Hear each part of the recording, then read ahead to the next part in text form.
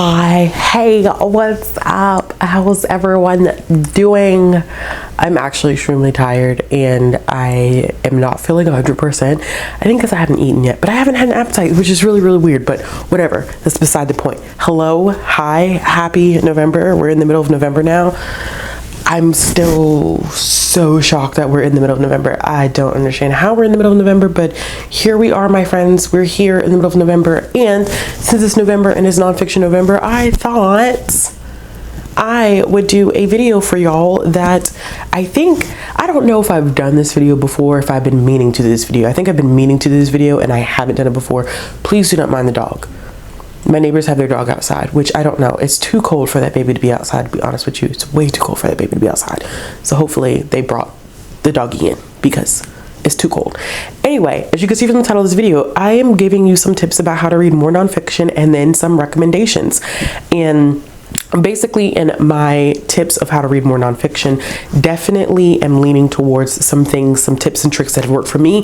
This is coming from someone who used to never read nonfiction, who was very intimidated by nonfiction, who thought of nonfiction only as being academic when really nonfiction is super enjoyable, super informative. So we're gonna go ahead and jump in because I don't want this to be too long. I just have a couple of tips for you and then I will definitely shift gears and give you all the recommendations. When I did that video that I posted on Saturday, like y'all were basically like, give us all the recommendations. So expect more recommendation videos from me. I hope this is what you've been waiting for your entire life. Not your entire life. I'm being so dramatic. Okay, so tip number one. I always tell people when you're looking to read nonfiction, pick topics that you are interested in. Do not pick up nonfiction for the sake of picking up nonfiction because you see everybody else reading a certain nonfiction book and, you know, you just kind of gravitate. I think that's a quick way to kind of deter yourself from really enjoying nonfiction, which is super unfortunate. So if you like things that focus on race or gender or class or sexuality, or maybe you're a memoir person, maybe you like reading about cults. There's been a wave of cult books that have come out. Maybe you like reading books about, you know, self-discovery and self-help, or maybe you like medical-based stuff. Whatever your interest is, maybe it's even history, maybe it's politics. Find out what you're interested in and then lean into that interest and pick up books, nonfiction books based on that specific subject or topic. I think that has been the most helpful for me. As you all saw last year, and I believe a little bit this year because I think I did the Kellyanne Conway review this year, I really, really enjoy political nonfiction. I really enjoy not what politicians are doing, but discussing and learning more about politics is kind of my thing. I don't know. It's always been that thing. It's the thing with me and my dad. We love talking about politics. And so it's just our thing. And so I grew up in a household where that has always been our thing. And I never thought about like, actually, you should probably pick up some political nonfiction because you probably enjoy it. And really, I have heavily leaned into reading a lot of political nonfiction and it has been a great journey. Now, some stuff, not always great, but I think that for the most part, because I know that that's something that I'm interested in, I lean heavy into that.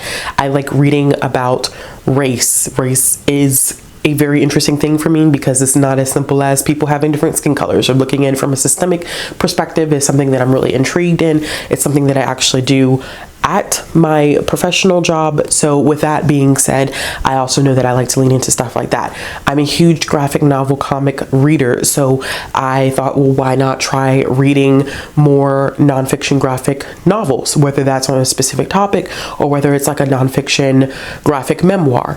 Stuff like that. So that also leans into me not leans into me. You're not leaning into me. I hope not. But that leads into the next tip. Think about your format. So I think that when you pick up a nonfiction book physically, I think sometimes the way that nonfiction books are written, and when you look at the text, I think that can be extremely intimidating. I can't imagine sometimes like picking up some of the nonfiction books that I read and sitting down and reading them physically. I think that would be harder for me. So I've leaned into listening to nonfiction books via audiobook. It helps me digest the information that's in the book. I do have a tendency to be very mindful of the speed in which I listen to my nonfiction audiobooks, because I think my normal speed at which I would listen to fiction books definitely is not what I take into nonfiction, because I don't feel like I grasp the information as well. So I know that audiobooks work for me. And then going into like the graphic memoir or just graphic nonfiction novels really has helped me consume that so much better when I took the format into consideration. So I love a good graphic novel that is nonfiction, whether that is about a specific topic or whether that's a nonfiction graphic memoir. And I really, really, really enjoy the idea of listening to nonfiction books. I am attempting to do a blended read of a couple of nonfiction books before the month is over with, and that's going to be something that's a little different for me, but I'm doing that because I do want to annotate the specific 2 books that I'm looking at. And the third tip that I have for you is consider the target audience. So the way that I was able to lean into reading more nonfiction was to really consider the target audience. I know people are not as keen on reading like middle grade and children's nonfiction because of reasons. It's a thing. I don't know why, but there are a plethora, and I have a couple of recommendations. There are a plethora of children's, middle grade, and YA nonfiction books that are a tad bit more accessible than adult nonfiction. And that is because of the target audience that it's written for. This does not make you any less of a reader. This does not make you incapable of consuming adult nonfiction. I just know that people like myself, this is coming from a personal experience, who've had some hesitancy in picking up adult nonfiction when you start with something that's a little bit more on the accessible side, like changing the target age audience. It makes it easier to consume that information and get used to reading books in a nonfiction type of format, because I think that the way that nonfiction books are written, most of them have a tendency to be different than fiction. Now, some of them do have a narrative style to them that really does work for people who are typically used to reading fiction. But I really, really think that for the most part, for me personally, it worked when I was like, okay, let me start as if I'm taking baby steps, kind of like our fundamentals for which we teach children how to read. Now, this is not something that everybody is giving access to. I'm fully aware of that, librarian, I get it.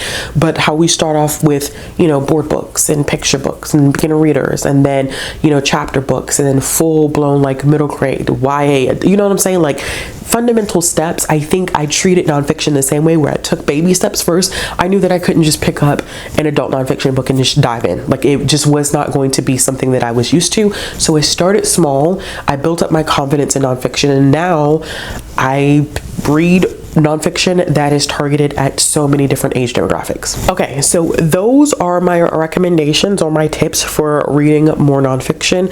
If you have any tips that you would like to share with other viewers, leave them down in the comment box below. But I'm going to go ahead and jump into the recommendations. I think I have about 10, and I tried to kind of break them up into categories, but I mean, some of these can cross into different categories, definitely cross into different categories. So I'm wondering if that was even wise for me to even,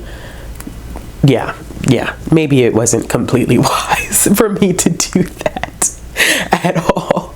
All right, so the first category that I have are nonfiction books specifically about the Black experience. I've read quite a few of these, and I've enjoyed quite a few of these. Some of these are lesser known, which is why I wanted to recommend them. One of them is not lesser known. I've done a full review on the book, so I'll make sure that I leave that when I get to that book, but I'm hoping that this will give people access to maybe some nonfiction books that they didn't know necessarily out there. So the first one that I have is Conversations in Black. I read this one in 2020 before everything hit the fan in 2020. This is one that I had just seen on the shelves, and I was just really, really interested in picking up, and I thought it would be fun to get varied perspectives on topics that impact the Black community on a day-to-day basis. The reason why I really enjoy this nonfiction book, Conversations in Black, is because it was a very intentional book to illustrate the idea that Black people are not a monolith. So they take a whole list of different topics, whether that's Black Girl Magic, whether that's looking at President Obama, and you have different people giving their perspectives on these topics. These topics are not always in agreement. Sometimes they butt heads and they go against each other. And the reason why I love this so much is because it shows even the conversations that are happening in the Black community, and that we don't all think the same. We don't all think the same. I think we may have similar goals and aims for our community, but at the end of the day, the approach that we're all willing to take is very different. You have people like Al Sharpton, Maxine Waters, I think even T.I. was a part of this. There was a whole group of people who are giving their perspectives, and each one of them comes from such a different background. They all do different things. They have different perspectives of the topics that are being discussed, which made it such a robust and well-rounded nonfiction title. The next one that I have on this list is one of 3 books that I've read by this comedian turned like radio host turned author, and that's How to Survive America by D.L. Hughley. So I read 3 of D.L. Hughley's nonfiction books. There was How Not to Get Shot and Other Advice White People Give, or something like that. Anyway, so that was the first one I read. I can't remember the second book, and this was the third one. So the second book I didn't enjoy as much. I really did enjoy his first one. Actually, me and my dad listened to parts of that one together during the pandemic. Still in the pandemic, during the early phases of the pandemic. It's not over. And then this one, How to Survive America, was the third one that I ended up reading, which I loved, came full circle, and really enjoyed. So How to Survive America really looks at how Black and brown communities navigate America, and it ties that in to the COVID pandemic and the nation's response to Black and brown communities having disproportionate numbers of COVID related cases. And he looks at that from a historical lens, which I really appreciated. And he framed it in a way of how particularly like Black people, the healthcare they were receiving prior to the pandemic, and also the hesitation and kind of like pushback that Black people have towards the Black community, which is very much so historical. And I liked how he fully circled the idea of the country's push to reopen when those numbers, those disproportionate numbers that were affecting Black and brown communities were revealed. It was like, okay, now it's time to open the country because, you know, who cares? So I really just enjoyed his take on that, and looking at really genuinely how difficult it is to survive for Black and brown people in this country, and that he wasn't just using current events but also historical events to kind of support his ideas and thoughts. Probably one of the better books that he has written, even though I did enjoy the first one. I almost feel like this one might be the strongest of the 3, because I feel like his thoughts were a little bit more developed, and he had clearly learned in terms of like writing ability and skill from his first 2 books. This is one of those nonfiction books that I highly recommend listening to an audiobook, because D.L. Hughley reads it and he's a comedian. And so while it is a very serious topic, and I think that I said this in like my review of his first book, sometimes, you know, the whole idea of like you have to laugh to keep from crying, it's definitely contained in these books. Like, he doesn't make light of any situations, but he adds a dose of humor to help you process and get through a lot of that difficult information. Okay, so the final one that I have in this category is Twisted, which is one that I have talked about quite a bit on this channel. I even did a dedicated review, which I will link in the card symbol above, so I'm not going to talk too much about it. But Twisted, The Tangled History of Black Hair Culture, one of my favorite nonfiction books of all time. I am ready to pick up another book about Black hair culture. I have one on my shelf. I don't know if I'm going to get to it this month, but I need to get to it soon because I really enjoyed this one. Emma Dabiri goes into so many different topics, including like Black hair culture, like the appropriation of Black hair culture, the hair binary, Yoruba traditions, in which braiding hair is not something that is new to the Black community, but some people like to treat it like it's new. And I think one of my favorite aspects of the book and what she did and what she discussed was that she tried to frame the idea, and she did a good job about it, because at first I didn't really understand what she was trying to get at about the hair binary, that it's not as black and white as people try to make it to be. So there's this idea that women who are natural are more woke and more aware of their blackness than women who are not natural. And she goes on to really say that that's not true, because not being natural could be a means of self-expression, and just because you're natural doesn't mean that you're truly natural, because there still is a level of manipulation and kind of self-discrimination that kind of goes on in there. Like, you have to have a certain coil of hair for your hair to look good to be natural. It has to have looser curls, whereas if you're 4C and you're natural, it's not considered to be as good of natural hair. So there's still issues even in going natural, and I really appreciated that. Now, what was so funny about me doing this video and talking about this book the first time that I read it was that I was in the early phases of my lock journey. So if you go and you watch that video now, you can see how much my locks have changed since shooting that video. I have watched it since then. I watched it this year and I was like, oh my goodness gracious. Like, you could tell the complete difference between what my hair looked like then and what my hair looks like now. And it's just everything about that video, and I'm getting smiley about it because everything that I said in that video, coming full circle and being confident in my natural hair and literally just letting it do its own thing, is very indicative in like that whole video situation. It makes me smile so much to know that this is where I'm at 2 years later, but I digress. So the next category that I have is graphic nonfiction, and both of these I believe are my recommendations are nonfiction graphic memoirs. So the first one that I have is Messy Roots by Laura Gao. They were at Y'all Fest and I'm so disappointed that I didn't get the opportunity to meet them. Listen, this is a great nonfiction graphic memoir that I wish more people read. This is about Laura's experience basically facing a lot of things that happen in Cali during the height of COVID and the anti-Asian hate that took just went skyrocketed during that time period. It also looks at the concept and idea of existing in a white supremacist society. It also addresses queerness and queerness in an Asian community. This was just done very, very well. I really did enjoy it, and I'm hoping that we get more from them in the future in terms of just graphic works. I don't know if they'll continue to do like graphic nonfiction, but I think that getting to see their life experience, especially in the lens of COVID and the huge rise of racism during COVID and still existing now, to be honest with you, because I saw something the other day that just like really just turned my soul inside out, because it's just the things that people say the things that people say when they have no knowledge. I definitely think that this is one that people should read to kind of get that personal insight of what it has been like to be Asian during this pandemic. And it's been tough. From reading Laura's experiences, I can't say because it's not my lived experience, but it has been extremely tough and extremely exhausting, and I think that they give a great perspective of that. The next one that I have on my list is I Was Their American Dream. It's been a while since I read this one, and I don't really see many people recommending it, which is unfortunate because this one is a interesting nonfiction graphic memoir if you're looking at kind of the lived experience of growing up in like a multi-ethnic or multiracial home. And so what we're getting from this book is, and I don't want to butcher their name, which is why I'm kind of hesitant to say it, but you can see the picture on the screen, and I always feel like if I say this, I'm going to butcher it. And even when I listen to the pronunciation, I'm like, I just don't feel confident enough to get it right because I haven't gotten it right before, and it's not a pretty situation.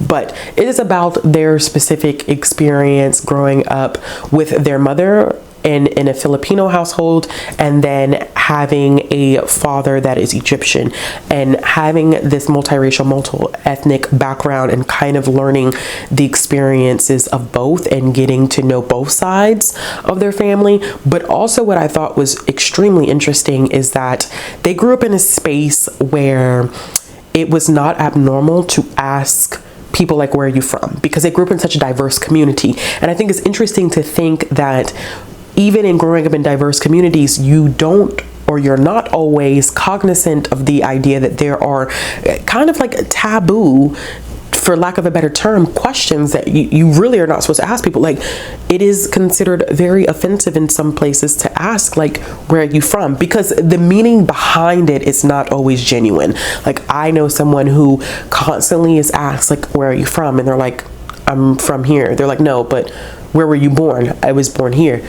Well, where are your parents from? And they just keep trying to get at the fact that like, oh, you know, how you present is you don't completely present white, but then you kind of sort of do look kind of, it's very much so like underhanded racism that's going on in comments like that, because people are like, oh, it's just pure care. It's not. It's just, it shouldn't even be a thing. You shouldn't even ask people that. But in their specific community, it was normal because they grew up in such a diverse community that people were genuinely curious, like, oh, well, where are you from? Like, where did you grow up? Type of situations. And it wasn't until they left that community that they realized like, oh, these are not questions that we should be asking other people. Like, this is considered low-key kind of inappropriate. I think too that I found it fascinating to learn about other communities' experiences with proximity to whiteness. So in the Black community, we talk a lot about how we have to navigate proximity to whiteness, especially growing up in predominantly white communities or going to predominantly white schools, whether that's secondary or post-secondary, and like, you know, the issues with aligning yourself, that proximity to whiteness, looking to make sure you are as close to European features and standards as possible, whether that's through hair, whether that's through cosmetic surgery, clothes, whether that's even the way that you talk. And so I'm very familiar with that through the lens of being Black, but I always find it fascinating to know how other communities of color struggle with this idea and concept of proximity to whiteness, and how proximity to whiteness is a good thing in a lot of communities outside of just the Black community, although the Black community is kind of like done with that proximity to whiteness thing. Like, you know, we're not finna, but it's always interesting learning about how other communities deal with that and how they struggle with that and the conversations around that. So definitely recommend this one as well. Okay, so this one was kind of difficult. This was kind of like a mishmash category. I didn't know where to put these two books. So I put them kind of like in a political and also the social side, because they kind of fit in both, and whatever, they just kind of fit in both. So the first one I have is Midnight in Washington by Adam Schiff. Okay, I've read a lot of political nonfiction about the Trump administration. I think we're like at 6 books at this point about the Trump administration, probably more. I think it is more. I think it is more than that. Probably like more like 7, but that's beside the point. And I plan to probably read more. It just because of things that, you know, things, which I won't get into that here. But I wanted to recommend this one because this, first of all, this is a long one. It's a chunker. It's like 584 pages, something along there, almost 600 pages. Very, very long audiobook, which I recommend listening to the audiobook. Adam Schiff does narrate the audiobook, but it gives such a detailed perspective of everything that led up to the insurrection and then what happened afterwards. Also, it's very, very heavy insight into what Adam Schiff had to do during the impeachment trials. So there's a lot of detail and nuance that he provides that I often think is left out of like general news sources, because it is coming directly from him, and he was a leader of the impeachment trials. And so we get to know little details about things that as much news and as much as I read, like things that I couldn't have possibly known without getting Adam Schiff's perspective, and things that were also quite heartbreaking, and knowing just how admirable this human is when he just refused, like, you know, with the whistleblower situation, like he refused to ever, to this day, Adam Schiff does not know who the whistleblower was. He does not know, and I did not realize, like, he never knew. I knew like he didn't originally know, but I did not know that he purposely made sure that he never, ever, ever to this day found out who the whistleblower was, because of the fact that he wanted to protect them at all costs. He didn't want anything to happen to them whatsoever, because he was going to be in the spotlight so much dealing with the case and then also dealing with media, and he didn't want anything that he said or did to give any identifying characteristics to this person, which I think is extremely admirable, because there were a lot of people who ended up getting blackballed for testifying. That I did not know how, and he gave personal stories about people who've gotten blackballed, even military wise. But it was just a very thorough, very interesting nonfiction political book, and one that is focused on the Trump administration, but probably honestly one of the best ones that I've read about the Trump administration. And I think because of how much care Adam put into that book, I just really I really enjoy that one. And that's one that I actually would reread, to be honest with you. And not just because of the Trump stuff, but just like learning more about Adam's personal life and how he got into politics, and you know, just his family life and everything like that, and some things that he's had to deal with the media, and the weird things that happen with politicians. How like he gave this one story about he was sitting on a plane with a fellow politician who they were having a general, on opposite sides now. They were having a general conversation. Everything was straight. It was fine. They get off the plane and this politician went straight to the media and said something negative about him. Right after they got off the plane, and Adam was like, yo, like we were just good. Like what happened? And it's like, you know how this game is played, and it's, so you kind of get to see like the dirty side of politics too, which I appreciate him being kind of forthright with all of that stuff. Okay, so the next one that I'm going to include, that's why I said this is kind of like politics, social side, because it's Sisters in Hate, which is more on the social side than political side, although there are some political aspects kind of tied into it. But this is focusing on white nationalism as it applies to white women. And I always say that this book is very fascinating and very interesting because quite often when we think white nationalism, we think Charlottesville white men, tiki torches, and people often forget white women who are involved in white nationalism and how they are a driving force for white nationalism in terms of recruiting. And I did not know that they use things like trad life, which is the hashtag trad life, which is traditional life, which rejects the more modern feminist ideals, that they use that as a way to pull women in. So it follows 3 women who have been a part of the white nationalist movement or have left the white nationalist movement. And one of the most interesting things, because I tweeted at the author about this, that they included a tidbit about the booktuber. So we've been put into a book, y'all. Someone who was a booktuber who ended up joining the alt-right because, and it started with a diversity is not important video. That's where Diversathon came from, which I talk about that all the time. I talk about that all the time. That's where Diversathon came from. And this human joined the alt-right, and it was a very fascinating thing to watch. But I thought this was a really interesting read. Tough, a lot of content warnings on that. Definitely check out my Goodreads review if you want the content, because I can't remember them all off the top of my head, and I want to make sure I'm doing y'all justice. This is not one to dive into lightly, because you are reading from people who you're getting the perspective, because the author is interviewing them. So you're getting the perspective of people who were a part of the white nationalist movement, or they still are. Okay, so things are being said that are not going to sit well with you at all, and I just want you to be mindful of that before diving into it, because this is one of those books that I think you have to be mentally, like, you have to be in the right headspace, because it's one that can drain you very, very easily. Okay, so we're going to step into our last category. This is children's, middle grade, and YA. So I have 3 selections for this, one for each category. We're going to start with the children's, and then we'll work our way up to YA. So the first one, which is a children's book, is Evicted: The Struggle for the Right to Vote by Alice Faye Duncan, who is a very well-known children's author.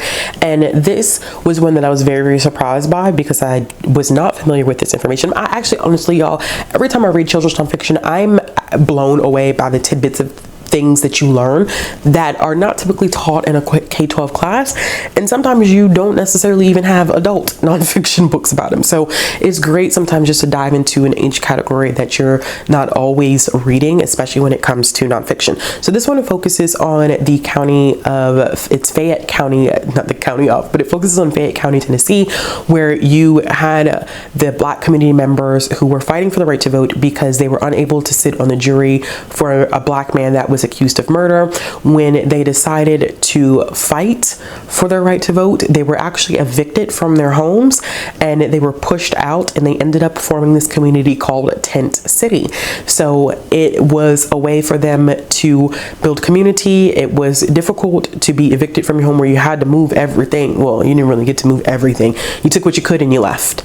And I did not know any of this. I was not aware of any of that information. What I like about this one too is that it is told in a mix of prose and poetry, and it has colorful illustrations. So this is what I mean by maybe stepping into something that's a little bit more accessible, where you're learning something that maybe you're interested in, but the information is constructed in a way that's not so overwhelming.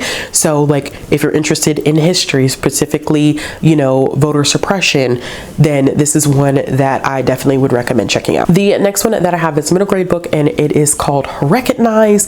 This one has a whole bunch of different authors. I mean, a whole host of authors, from classics like Carol Weatherford all the way to names that people are probably more familiar with. Well, I mean, I'm familiar with Carol Weatherford because as a librarian I am, and she produces some of the best work out there. But if you're not, you probably wouldn't be as familiar, but maybe a more familiar name like Kwame Mbalie, like, you know, so to newer children's authors. And this details the experience of Black youth. And what I enjoyed about this one, because I know this is a conversation that we constantly have, this was a balance. This book not only illustrated Black struggle, but also Black joy and affirmations for Black youth. And so there's this historical side of it, detailing certain things that the Black community has been through, but also these great achievements and this kind of push for Black youth to be proud of being Black, take pride in your Blackness. And I love that. This was so many different types of mixed media, which is another one that may be more accessible in terms of like not just seeing prose on a page. It had prose, there was poetry, there was comics, there were just like visual art like included into it. It was such a beautiful kind of mishmash of information that I really enjoyed, y'all. I enjoyed this one. Now, people would say like, is this 100% nonfiction? Some of it is and some of it is not. I put it into nonfiction because of the historical aspects of it, but this is also a great tool that if you're looking to ease your way into nonfiction, but you still want kind of that typical fictional style of writing, this is the one. This is one to definitely pick up and try out. So the last one that I have on this list in totality is Concrete Kids by Amira Leon. This is part of the Penguin Pocket Change collection books, which are like short young adult nonfiction books. So once again, if you're looking to dive into nonfiction, they have so many different categories, y'all, and these books are still coming out. There's books about the environment, about gender, about race, about food and culture. They're just really great, and I'm glad that Penguin did this because it makes nonfiction more acceptable, or more accessible, not acceptable, accessible to a young adult audience. And I love that. This is one of my favorite ones that they came out with. So Concrete Kids definitely is Amira's own experience growing up in Brooklyn, New York. They cover a whole plethora of details, y'all. I mean, everything from being in foster care to the AIDS epidemic and how it impacted her own neighborhood. But I think what I loved about this one the most is that there is this push for kids of color, Black kids, to dream big, to aspire to go beyond. Because I think sometimes it's easy to forget that some people literally are born in a place and they die in that place, and their whole life is contained to that place, which is why it's such a privilege to be able to leave your community and to travel and to see other places, because there's some people who never get that opportunity. I've worked with kids that a lot of their parents and grandparents have never gotten that opportunity. And so, you know, being their teen librarian, it was like I was encouraged, I'm like, dream big, dream beyond this community. You can do things beyond this community. Not that you don't value, and that's, I think they found a great balance in that. It's not that you don't value your community, or you don't, you know, appreciate where you come from, or you forget where you come from. But it's also letting people know and encouraging youth to realize that you can go beyond this. There's nothing wrong with it. This is your home. This is where you grew up, but you can dream beyond this. Your dreams don't have to stay here. They don't have to be contained in this concrete block.